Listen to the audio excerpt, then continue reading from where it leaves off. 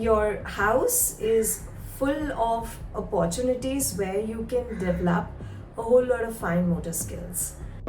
Are you one of those parents who keep wondering that in spite of reading a lot about fine motor skills and how to develop them on the internet, my child is just not improving uh, with his fine motor skills? This is Purvi Gandhi. I'm an occupational therapist with an extensive experience of 27 years. I'm also the founder of Therafel. So today we are going to discuss just the basics of fine motor skills and what to look and how do we try and improve them. In fact, there are things which are very much available in our household, in our kitchen, where we can really make use of them and improve our child's fine motor skills in a very natural way. Now for our fine motor skills, we need to understand it's got parts. Now this is a pincer grasp which is required for writing, but at the same time, for needing this, my all the other fingers need to bend. They need to develop a good arch. There should be a little bit lateralization. There should be the dominance which should be developed. There should be individualization of finger, means I can individually use my fingers. I can individually touch my fingers with the thumb like that. There should be enough use of my web space, which is between the thumb and the index finger. If this is also weak, we may just find the child writing like this. So depending on those things, but today I'm going to tell you general exercises which would help you, and with the materials which are very much available at home, right? So now if you want to do with the clay dough, or you want to do with the atta at home, which I have it right here. Now this is the atta that I have.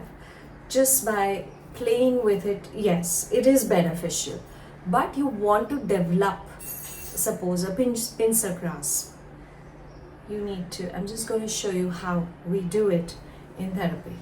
We are going to hold it here, okay? So this part of the fingers are holding it back, and I am going to pinch it and roll it. Look, I am using all available skills. I am using my web space, I am using my pencil, and I am using these fingers to hold this as well. So I'm manipulating a whole lot of things in my hand.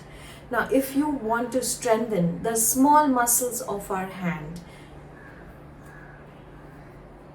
okay, it can be dipped. Look. Now the consistency, depending on the age of your child and the strength that your child has, you have to vary the consistency of this flour. So this is a little softer version. You can make it a little hard to make it more resistive. Yeah, if your aim is to strengthen it. But same way, if you think with the soft dough your child can easily do this, then make it little complex by increasing the consistency of this. We need to make it a little more harder. So in every activity, if you think your child is able to do it, make it more complex, make it more difficult, either by making it a little harder. Suppose this is atta, you can make it little hard. Now something as simple as this almond, when it is soaked overnight, and if you are in a habit of giving it to your children every single day, teach them to peel it. This also requires a whole lot of fine motor skills. Okay, I'm peeling it. I am bending my fingers and I'm using this to peel it. These are simple things. Simple things like peas. You open the peas, you hold it in your hand and put it. Then open again another pea and hold it, and then put everything down. Simple things like plucking the methi leaves, or or the coriander leaves.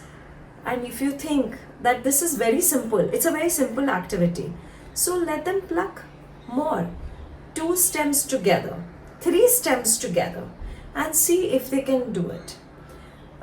If you have some waste paper, tearing the paper like this, make it more difficult by making it little thicker. So you tear it half and put that half also, and make them tear it again.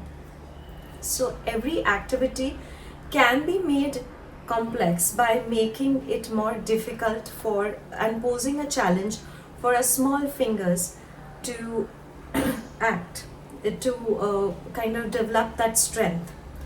Holding cards. You hold the cards like that. Yeah. So if you think, okay, my child cannot even hold 6-7 cards, start with 2 cards and let them hold with 2 cards, and then gradually add 3 cards, add 4 cards. You can tweak the game, any card game. You can start with 2 cards if you think your child is able to hold 2 cards and fan with it. And gradually, after 2-3 days, take 3 more cards, take 4 cards, and see. Now, holding it like that, it requires a whole lot of work from our small muscles of our hand. Playing with the marbles. What, as children, we used to play with marbles, at least I used to play a lot. Put one marble in front and aim the marble. This. Carom playing. You need not play a game of carom by the rules. You can just, to develop the fine motor skills, just put one coin and the other coin and teach them to do that. Aiming comes later on. If you want to make it more difficult, stack 2 or 3 coins and do that. Taking out a cellophane tape from any surface which requires this skill. Taking out the cellophane tape from the tape bundle itself requires a whole lot of fine motor skills, which will eventually help you in the writing.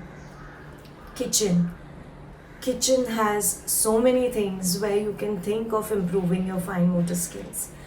Cutting with the child's knife, cutting the salad, making the sandwich.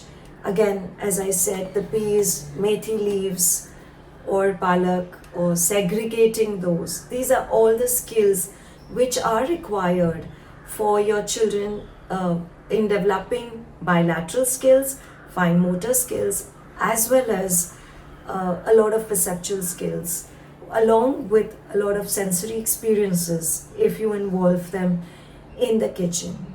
So I have an article which is there on my on my Instagram page under the media section, the things to do in the kitchen with the kids to improve whole lot of sensory experiences, sensory and motor experiences. If you want more information, you can go through that. So your house is full of opportunities where you can develop a whole lot of fine motor skills. For parenting tips, celebrity interviews, recipes, conversations with experts, DIYs, and lots more. Subscribe to Kids Talk Press now.